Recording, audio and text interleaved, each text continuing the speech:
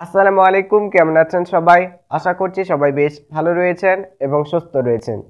যখন আপনি ইউটিউব অ্যাপটিকে ব্যবহার করে কোনো ভিডিও ওয়াচ করেন, তো এতগুলো ভিডিওর মধ্যে আপনি কেন একটি মাত্র ভিডিও সিলেক্ট করেন?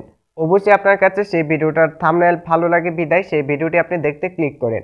সেমভাবে যখন আপনি আপনার ইউটিউব চ্যানেলে কোনো ভিডিও আপলোড করবেন, যখন আপনি একটি ক্লিকেবল থাম্বনেল আপনার ভিডিওতে সেট করতে পারবেন এবং আপনার ভিডিওটির থাম্বনেল যখন ভালো হবে, ইউটিউব অ্যালগরিদম কারোর সামনে যদি আপনার ভিডিওটিকে প্রেজেন্টেশন করে বা কারোর সামনে যদি আপনার ভিডিওটিকে পৌঁছে দেয়, তখন আপনার ভিডিওর থাম্বনেলটি ভালো লাগলে আপনার ভিডিওটি দেখতে তারা ক্লিক করবে।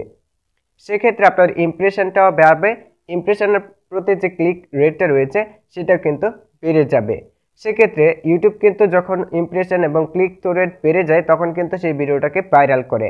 আমি এতক্ষণ আপনাদেরকে এটাই বোঝাতে চাচ্ছি যে একটা ইউটিউব ভিডিওর একটা ইউটিউব থাম্বনেল কতটা গুরুত্বপূর্ণ। তাই আমাদের প্রত্যেকেরই প্রয়োজন একটা ভিডিওর জন্য একটি ক্লিকেবল থাম্বনেল তৈরি করা। তো আজকের এই ভিডিও থেকে আমরা জানতে চলেছি আপনি কিভাবে আপনার মোবাইল ফোনটি ব্যবহার করে একটি ক্লিকেবল সুন্দর প্রফেশনাল টাইপের থাম্বনেল তৈরি করতে পারবেন। যদি আপনি আপনার ভিডিওর জন্য একটি ক্লিকেবল থাম্বনেল তৈরি করতে চান, তাহলে মোট 4 থেকে 5টা পয়েন্টের প্রতি আপনার অবশ্যই গুরুত্ব আরোপ করতে হবে। যদি আপনি 4টা কি 5টা পয়েন্ট মেনে আপনি একটা থাম্বনেল তৈরি করেন, তাহলে আপনার থাম্বনেলটি আরও ক্লিকেবল হয়ে যাবে। তো আজকের এই ভিডিওটি সম্পূর্ণ দেখলে আপনি এই 4টা-5টা পয়েন্ট সম্পর্কে জানতে পারবেন।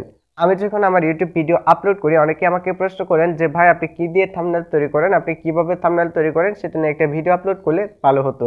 তো ফাইনালি আজকের এই ভিডিওতে আমি জানাতে চলেছি আমি কোন পয়েন্টগুলো ফলো করে আমি থাম্বনেলটিকে সুন্দর করি। ভিডিও শুরু করার আগে আপনাদের কাছে ছোট্ট একটি রিকোয়েস্ট থাকবে, চ্যানেলে নতুন হলে সাবস্ক্রাইব করবেন, আর যারা অলরেডি সাবস্ক্রাইব করে নিয়েছেন তাদেরকে অসংখ্য ধন্যবাদ। আর বকবক না করে চলুন মূল পয়েন্টে চলে যাই। পয়েন্ট নাম্বার 1 হচ্ছে থাম্বনেলের ব্যাকগ্রাউন্ড। যখন আপনার একটি থাম্বনেলের ব্যাকগ্রাউন্ড খুব সুন্দর হবে, তখন আপনার সেই থাম্বনেলটি দেখতে ফুটে উঠবে। আপনার ভিডিও অনুযায়ী থাম্বনেলের ব্যাকগ্রাউন্ড নিতে হবে, তবে আমি সাজেস্ট করব আপনারা কালো কালারের ব্যাকগ্রাউন্ড নেবেন। একেবারে কালো নিতে হবে সেই রকমটাও নয়, একেবারে সাদা নিতে হবে সেই রকমটাও নয়, তবে ভিডিও অনুযায়ী আপনি থাম্বনেল সিলেক্ট করবেন। তবে যদি আপনি কালো কালারের ব্যাকগ্রাউন্ড সিলেক্ট করেন, তাহলে সেই ক্ষেত্রে দেখতে পারবেন আপনার লেখাটি ফুটে উঠবে। সাদা কালার এবং কালো কালার যদি আপনি টেক্সট অ্যাড করেন, সেটাও ফুটে উঠবে। তারপরে আমরা যে পয়েন্টটি নিয়ে কথা বলবো সেটা হচ্ছে টেক্সট। আপনি যখন আপনার থাম্বনেলে কোনো টেক্সট লিখবেন, অবশ্যই খেয়াল করবেন সেই টেক্সটটা যেন স্টাইলিশ ফন্টের হয়। অনেকে আছেন নর্মাল ফন্ট দিয়ে আপনারা থাম্বনেল শেষ করে দেন, সেটা করা যাবে না। অবশ্যই আপনার থাম্বনেলের ভিতরে যে টেক্সটটা অ্যাড করবেন সেটা স্টাইলিশ ফন্টের অ্যাড করার চেষ্টা করবেন। স্টাইলিশ ফন্ট অভাব নেই, বিভিন্ন ওয়েবসাইটে পেয়ে যাবেন, ডাউনলোড করে আপনি সেগুলো ব্যবহার করে আপনি স্টাইলিশ ফন্ট দিয়ে থাম্বনেল তৈরি করবেন। সেটা দেখতে অনেকটাই সুন্দর লাগে এবং ক্লিকেবল হয়ে ওঠে। তারপরে আমরা যে বিষয়টি নিয়ে কথা বলবো সেটা হচ্ছে থাম্বনেলের ভিতরে একটি ছবি অ্যাড করা। যদি পারেন আপনার ছবি অ্যাড করবেন। এখন আপনার ছবি অ্যাড করলে সেই থাম্বনেলটার প্রতি গুরুত্ব আরোপ হচ্ছে না। সেক্ষেত্রে আপনি যে টপিকটা নিয়ে কথা বলতে চাচ্ছেন সেই টপিকের উপরে ভিত্তি করে একটি ছবি আপনি সেট করবেন। যদি থাম্বনেলে একটি ছবি আপনি সেট করতে পারেন, তাহলে থাম্বনেলটি দেখতে অনেকটা সুন্দর লাগে এবং থাম্বনেলে ক্লিক রেটটা বেড়ে যায়। তো আপনি ছবি রাখার চেষ্টা করবেন, ছবি রাখলে অনেক সময় সুন্দর লাগে, প্লাস ক্লিক রেটটাও বাড়তেছে, আপনার সব দিক থেকে বেনিফিটস পাচ্ছেন। সেক্ষেত্রে ছবি রাখার চেষ্টা করবেন। আমরা পরবর্তী যে পয়েন্টটা নিয়ে কথা বলবো সেটা হচ্ছে থাম্বনেলের টেক্সট, ব্যাকগ্রাউন্ড এবং কম লেখা।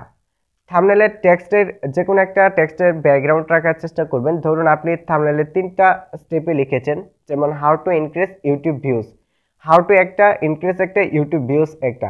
সেক্ষেত্রে ইনক্রিজের টেক্সট ব্যাকগ্রাউন্ড রাখতে পারেন, ঠিক আছে? তাহলে দেখতে পারবেন লেখাটা আরও ফুটে উঠতেছে। তারপরে আপনারা যেটা করবেন সেটা হচ্ছে যে কম লেখার চেষ্টা করবেন। অনেকে আছেন কি করেন, আপনার থাম্বনেল তৈরি করার সময় ভিডিওর যে টপিকটা, পুরো টপিকটা আপনারা লিখে দেন। এটা করা যাবে না।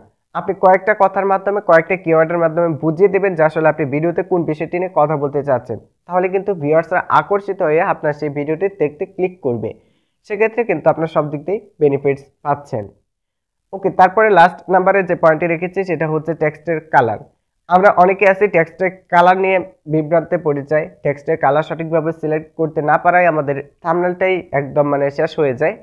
তো টেক্সটের কালার আপনি কিভাবে সিলেক্ট করবেন? এখন আপনি লাল কালারের টেক্সট ব্যাকগ্রাউন্ড রেখেছেন বা লাল কালারের একটি থাম্বনেল ব্যাকগ্রাউন্ড লিখেছেন, তো সেক্ষেত্রে যদি আপনি টেক্সটের কালারটাও লাল রাখেন, তাহলে দেখতে পারবেন টেক্সট কি লিখেছেন না লিখেছেন সেটা তো আর কেউ বুঝতে পারবে না। তো যদি আপনি কালো কালারের ব্যাকগ্রাউন্ড রাখেন, সেক্ষেত্রে যদি আপনি কালো কালার টেক্সট অ্যাড করেন তাহলে কিন্তু কেউ বুঝতে পারবে না আপনি কোন কালারের টেক্সট অ্যাড করেছেন বা কি লিখেছেন। সেক্ষেত্রে কালোর মধ্যে ফুটে উঠবে হচ্ছে সাদা, তারপরে হলুদ, এরকম রাখতে পারেন। আর সাদার মধ্যে ফুটে উঠবে লাল, কালো, এরকম আপনি রাখতে পারেন। তাহলে দেখতে পারবেন আপনার টেক্সটটা কিন্তু ফুটে উঠবে। তো আমি যে পয়েন্টগুলো বললাম এই পয়েন্টগুলো সম্পর্কে অবশ্যই অবগত থাকবেন এবং এই পয়েন্টগুলো সম্পর্কে অবশ্যই ধারণা রাখবেন। আর এই পয়েন্টগুলো ফলো করে আপনি এখন থাম্বনেল তৈরি করে দেখতে পারেন, দেখবেন আগের থেকে অনেক সুন্দর হবে।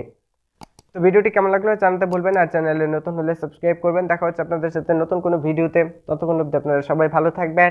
আল্লাহ হাফেজ।